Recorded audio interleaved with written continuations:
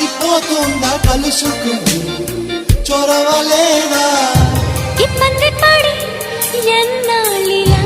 ఎలాగా మరి అందాల సిరి ఒళ్ళో ఇలా వచ్చేస్తే సరి పెదవి దాటని మాట